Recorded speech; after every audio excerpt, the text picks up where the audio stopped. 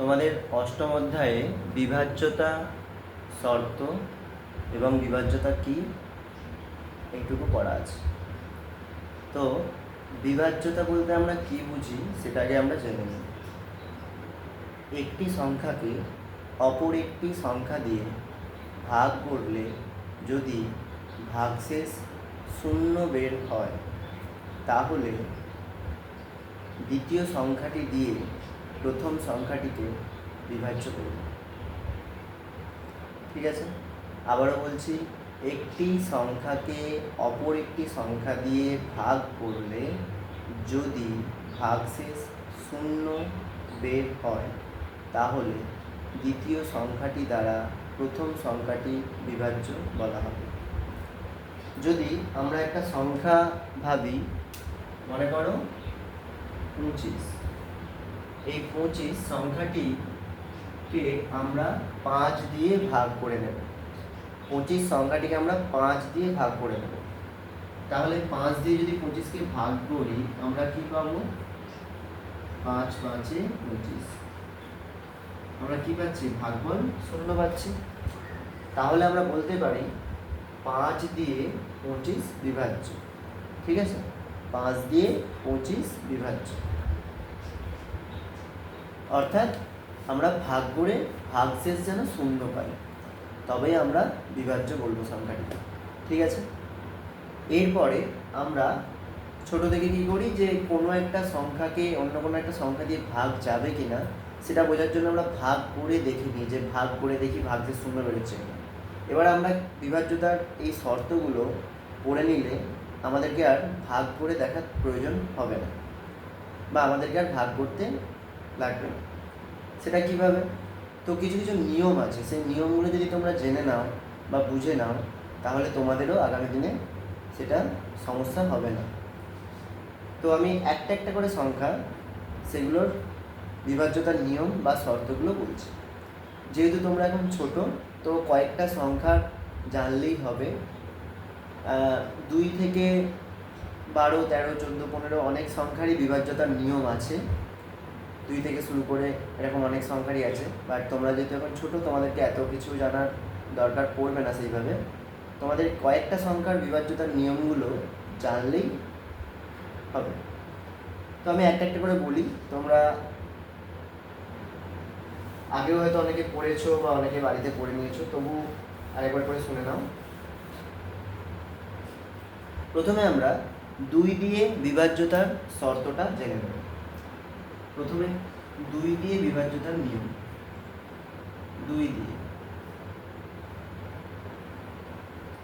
2 দিয়ে কোনো একটা সংখ্যাকে কখন বিভাজ্য বা ভাগ করা যাবে সেটা আমরা জেনে নেব।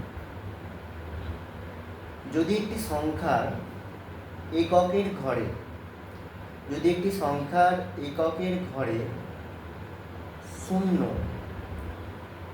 বা 2 বা 4 বা 6 বা 8 এই অঙ্কগুলি থাকে তাহলে সংখ্যাটিকে 2 দ্বারা ভাগ করা যাবে। যেমন আমি লিখলাম, মনে করো 257, এটা একটা 3 অঙ্কের সংখ্যা। তো এই সংখ্যাটাকে 2 দিয়ে ভাগ করা যাবে কি না সেটা আমরা ভাগ না করেই কীভাবে বলতে পারবো? আমরা শুধুমাত্র এই সংখ্যাটার একক স্থানের অঙ্কটা দেখব, একক স্থানে কি আছে সেটা দেখব। তো একক স্থানটা যদি আমরা লক্ষ্য করি, সংখ্যাটার মাথায় যদি আমরা একক, দশক, শতক লিখি, তাহলে আমরা এককের ঘরে কি দেখতে পাচ্ছি? এককের ঘরে দেখতে পাচ্ছি 7। যেহেতু এককের ঘরে 7 আছে এবং 7 একটি জোড় সংখ্যা নয়, তাই এই সংখ্যাটাকে 2 দিয়ে ভাগ করা যাবে না। মানে আমি বলতে চাইছি, এককের ঘরে যদি 0, 2, 4, 6 বা 8 এগুলোর মধ্যে কোনো একটি থাকলেই সংখ্যাটিকে 2 দিয়ে ভাগ করা যাবে। বোঝা গেছে? আবারও বলছি, কোনো একটা সংখ্যার একক স্থানে যদি 0, 2, 4, 6 বা 8 এগুলোর মধ্যে কোনো একটা যদি থাকে তাহলে সংখ্যাটিকে 2 দিয়ে ভাগ করা যাবে। আমি লিখিয়ে দিচ্ছি না, বইয়ের একটা অংশে লেখা আছে, আমি তোমাদেরকে ছবি তুলে পাঠিয়ে দেবো, তোমরা দেখে নেবে। বোঝা গেছে জিনিসটা? তাহলে যদি আর একটা সংখ্যা আমি লিখি, মনে করো আমি একটা সংখ্যা লিখলাম 4 8 5 4। এই যে সংখ্যাটি লিখলাম, এই সংখ্যাটিকে কি 2 দিয়ে ভাগ করা যাবে সেটা বলো তো। তো কি দেখবে তোমরা? তোমরা সংখ্যাটির একক স্থানের অঙ্কটাকে দেখবে। তো একক স্থানে কি আছে? একক স্থানে আছে 4। একক স্থানে কি আছে? একক স্থানে আছে 4। তাহলে একক স্থানে 4 আছে, দেখো 0 2 4 6 বা 8 এগুলোর মধ্যে যে কোনো একটা হলেই হবে। তো এক্ষেত্রে দেখো 4 আছে, এই যে 4 আছে। তাহলে এই সংখ্যাটি কি হবে? 2 দ্বারা বিভাজ্য। সংখ্যাটি কি হবে? 2 দ্বারা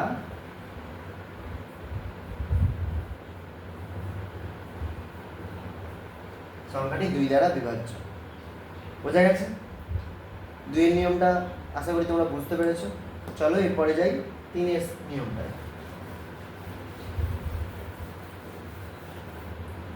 3 এর নিয়মটা দেখো।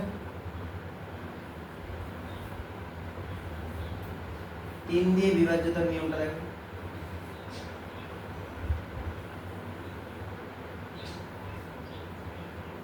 কোনো একটি সংখ্যা যে অঙ্কগুলি নিয়ে গঠিত, সেই অঙ্কগুলির সমষ্টি যদি 3 দ্বারা বিভাজ্য হয় তাহলে সংখ্যাটিও 3 দ্বারা বিভাজ্য হবে। আবার বলছি, কোনো একটা সংখ্যা যে অঙ্কগুলি নিয়ে গঠিত, সেই অঙ্কগুলির সমষ্টি যদি 3 দ্বারা বিভাজ্য হয় তাহলে সংখ্যাটিও 3 দ্বারা বিভাজ্য হবে। চলো দেখে নেওয়া যাক জিনিসটা কি। মনে করো একটা সংখ্যা 537। এই সংখ্যাটা ক অঙ্কের সংখ্যা? 3 অঙ্কের সংখ্যা। এই সংখ্যার মধ্যে 3টে অঙ্ক আছে, 5 একটা অঙ্ক, 3 একটা অঙ্ক, 7 একটা অঙ্ক। তো এই 3টে অঙ্কের সমষ্টি আমাদেরকে নির্ণয় করতে হবে। তো 3টে অঙ্কের সমষ্টি যদি আমরা নির্ণয় করি, পাশে সমান দিয়ে আমরা এইভাবে করব, 5 যোগ 3 যোগ 7 কত হবে? যোগ করলে 5 5 আর 3 যোগ করলে 5 এর পর 6 7 8, 8 এর সাথে আবার 7কে যোগ করব। তাহলে 8 এর সাথে 7 যোগ করি, 8 এর পর 9 10 11 12 13 14 15। তাহলে কত হচ্ছে যোগফল? যোগফল হচ্ছে 15। তো এই 15 সংখ্যাটি 3 দ্বারা বিভাজ্য, তাই 537 সংখ্যাটিও 3 দ্বারা বিভাজ্য হবে। বোঝা গেছে?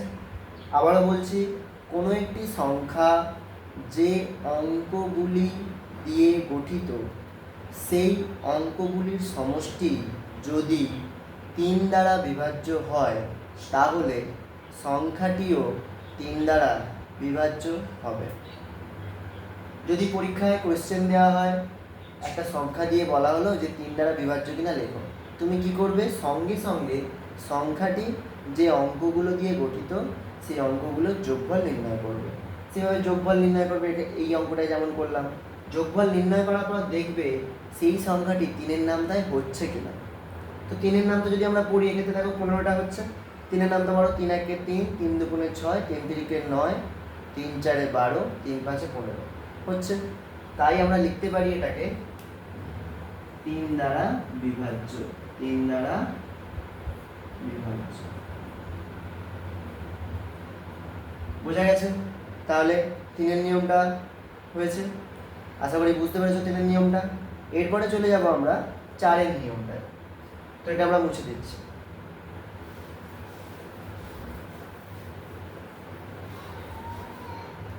4-এর নিয়মটা দেখো।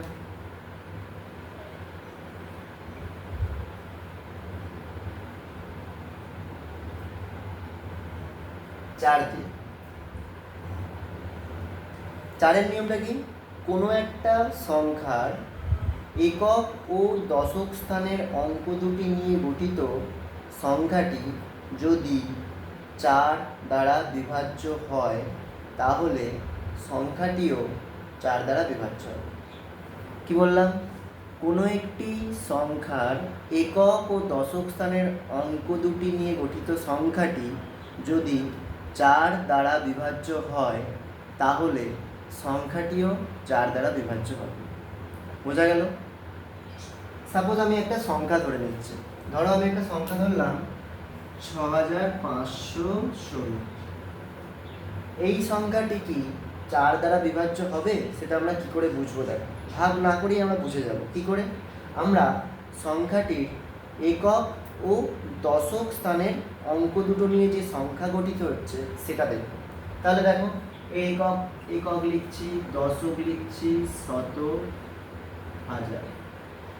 একক আর দশক স্থান এই দুটো ঘর নিয়ে যে সংখ্যা গঠিত হচ্ছে সেটা কত হচ্ছে? দেখো, একক ও দশক স্থানের যে অঙ্কটা, সেই অঙ্কগুলো নিয়ে যে সংখ্যাটা তৈরি হচ্ছে সেটা কত? 16। সেই 16 সংখ্যাটি কি 4 দ্বারা বিভাজ্য? তোমরা 4-এর নামটা বললে সহজেই বুঝতে পারবে। 4 একে 4, 4 দুগুণে 8, 4 তিনে 12, 4 চারে 16। তাহলে দেখো, 4-এর নামটায় 16 হচ্ছে, তাহলে এই 16 সংখ্যাটি 4 দ্বারা বিভাজ্য।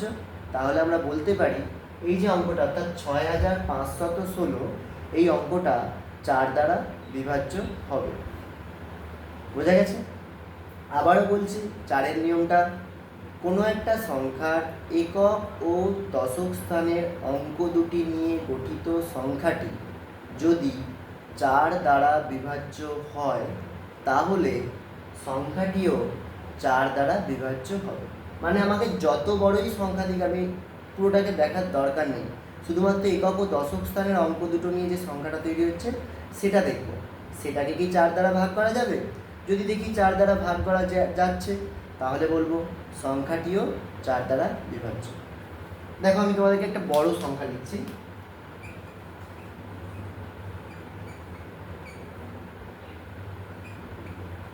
দেখো, এটা 6 অঙ্কের সংখ্যা। এই 6 অঙ্কের সংখ্যাটাকে আমি দিয়ে বললাম, বলো তো এটা 4 দ্বারা বিভাজ্য কিনা? তুমি কি তাহলে এটাকে 4 দিয়ে ভাগ করতে বসবে? না, ভাগ করার দরকার নেই। শুধুমাত্র শেষ দুটি অঙ্ক অর্থাৎ একক আর দশক স্থানের অঙ্ক, এই দুটো অঙ্ক নিয়ে কি সংখ্যা তৈরি হচ্ছে? দেখো, কি সংখ্যা তৈরি হচ্ছে? 8 8 হচ্ছে। তো সেই 8কে কি 4 দ্বারা ভাগ করা যাবে? 8কে 4 দিয়ে ভাগ করা যাবে। 4 একে 4, 4 দুগুণে 8। তাহলে আমি বলবো যে এই যে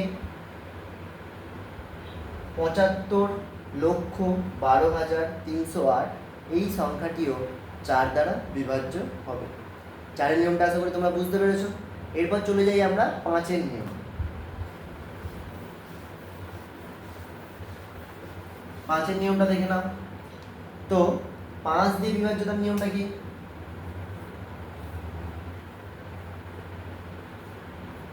5 দিয়ে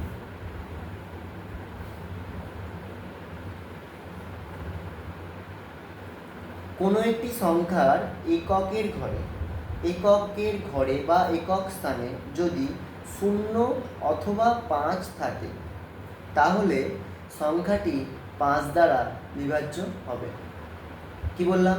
কোনো একটি সংখ্যার একক স্থানে যদি 5 অথবা 0 থাকে তাহলে সংখ্যাটি 5 দ্বারা বিভাজ্য হবে। ঠিক আছে? তো একটা সংখ্যা মনে করো আমি লিখলাম 675, বললাম বলো তো এটা 5 দিয়ে বিভাজ্য কিনা? তুমি সঙ্গে সঙ্গে সংখ্যাটির একক স্থানের অঙ্কটাকে দেখবে। একক স্থানের অঙ্ক এটা, এই যে একক স্থানের অঙ্কটা কত আছে? 5। তাহলে 5 আছে। আমি কি বলেছিলাম? 5 অথবা 0 দুটোর মধ্যে যে কোনো একটা থাকলেই সংখ্যাটি 5 দ্বারা বিভাজ্য হবে। তো দেখো, এখানে সংখ্যাটি একক স্থানে 5 আছে, তাহলে একক স্থানে যেহেতু 5 আছে তাহলে সংখ্যাটি 5 দ্বারা বিভাজ্য হবে। বোঝা গেল? বা যদি এরকম কোনো সংখ্যা থাকে, ধরো আমি একটা সংখ্যা লিখলাম 510, এই সংখ্যাটা কি 5 দ্বারা বিভাজ্য হবে? তুমি সঙ্গে সঙ্গে এককের ঘরের অঙ্কটা দেখো, এককের ঘরে অঙ্কে কি আছে? 0। তাহলে এটাও কি হবে? 5 দিয়ে বিভাজ্য হবে। তাহলে 5 দিয়ে কোনো সংখ্যাকে ভাগ করা যাবে কিনা বোঝার জন্য আমাকে দেখতে হবে সংখ্যাটির একক স্থানে 5 অথবা 0 আছে কিনা। 5 অথবা 0 থাকলেই সংখ্যাটি 5 দ্বারা বিভাজ্য হবে। বোঝা গেছে? তাহলে এটাও 5 দিয়ে বিভাজ্য, 5 দিয়ে বিভাজ্য, এটাও 5 দিয়ে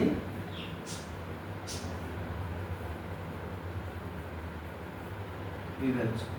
ঠিক আছে, এরপর আমরা 5-এর নিয়ম জেনে গেছি, এবার হচ্ছে 6-এর নিয়ম জানবো। 6-এর নিয়মটা অতটা ইম্পর্টেন্ট নয় তোমাদের ক্ষেত্রে, তো তবু একটুখানি জাস্ট শুনিয়ে রাখি।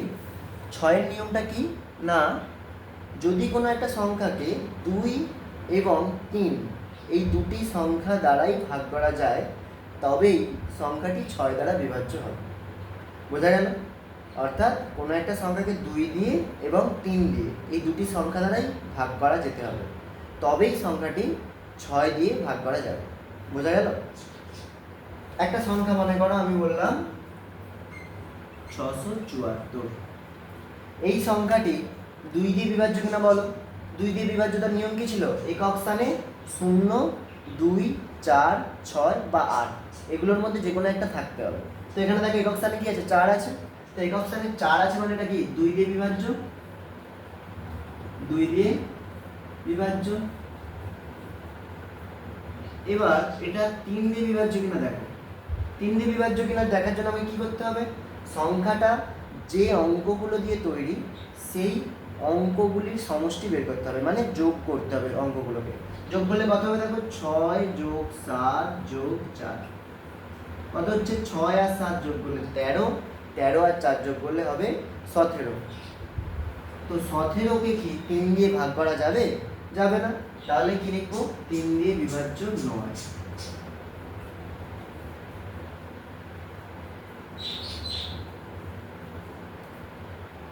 দেখো তাহলে এই 674 সংখ্যাটি 2 দিয়ে বিভাজ্য কিন্তু 3 দিয়ে বিভাজ্য নয়।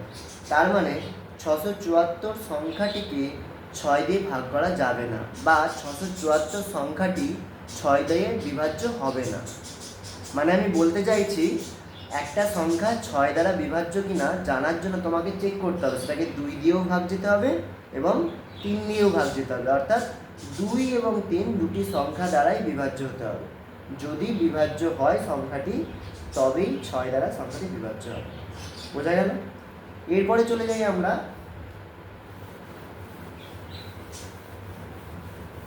9-এর নিয়ম। 9 দিয়ে বিভাজ্য কিনা চেক করতে হবে। 9 দিয়ে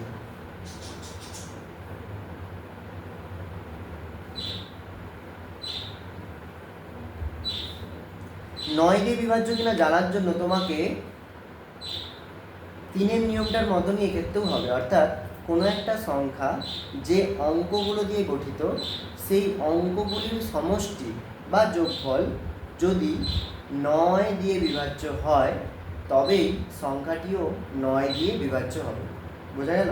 কোনো একটা সংখ্যা, সাপোজ আমি একটা সংখ্যা লিখছি মনে করো 128,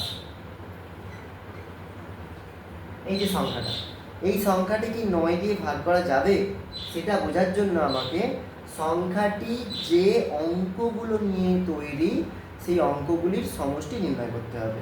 তাহলে এক্ষেত্রে তুমি 1, 2 এবং 8 এই তিনটে সংখ্যার সমষ্টি নির্ণয় করো। 1, 2 এবং 8 এই তিনটে সংখ্যার সমষ্টি নির্ণয় করো। তো আমরা 1, 2, 8 এদের সমষ্টি করলে কত হবে দেখো? 1 যোগ 2 যোগ 8 কত হচ্ছে? 1 আর 2 যোগ করলে 3, 3 আর 8 যোগ করলে তোমার হবে কত?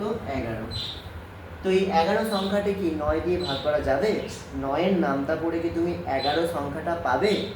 দেখো 9-এর নামটা যদি পড়ি আমরা কি পাবো? 9 কে 9, 9 দুগুণে 18, তাহলে 11 পেলাম না। তার মানে এই সংখ্যাটি 128 সংখ্যাটিও 9 দিয়ে বিভাজ্য হবে না। ক্লিয়ার? তাহলে আমরা এখানে কি লিখবো? 9 দিয়ে বিভাজ্য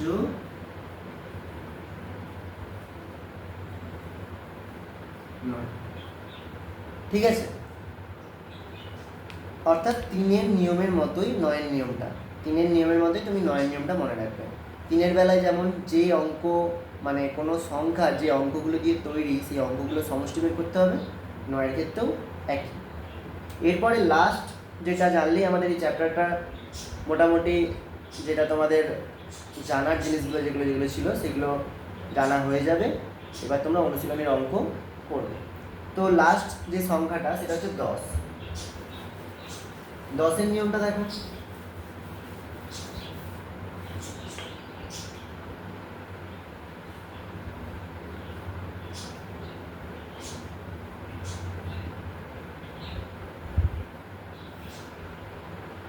5-এর নিয়ম কি পড়েছিলে, যে কোনো একটা সংখ্যার একক স্থানে 0 অথবা 5 থাকলে তাকে 5 দিয়ে ভাগ করা যাবে।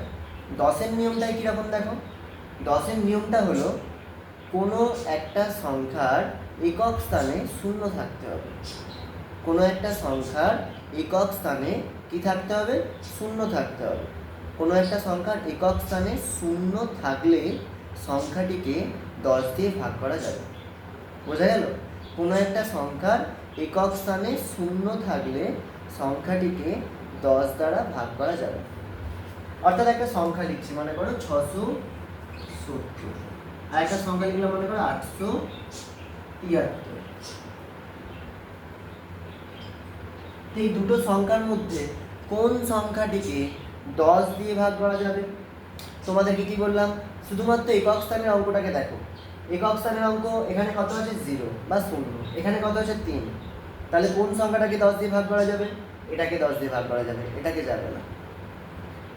অর্থাৎ কোনো একটা সংখ্যার এককের স্থান মানে এককের যে ঘর, সেই এককের ঘরে কি থাকতে হবে, 0 থাকতে হবে। এককের ঘরে যদি 0 থাকে তাহলে সংখ্যাটি 10 দিয়ে বিভাজ্য হবে। তাহলে এই সংখ্যাটি 10 দিয়ে বিভাজ্য হবে। অর্থাৎ এটার কাছে লিখব 10 দ্বারা বিভাজ্য, 10 দ্বারা এটা বিভাজ্য, 10 দ্বারা বিভাজ্য। আর এটা 10 দ্বারা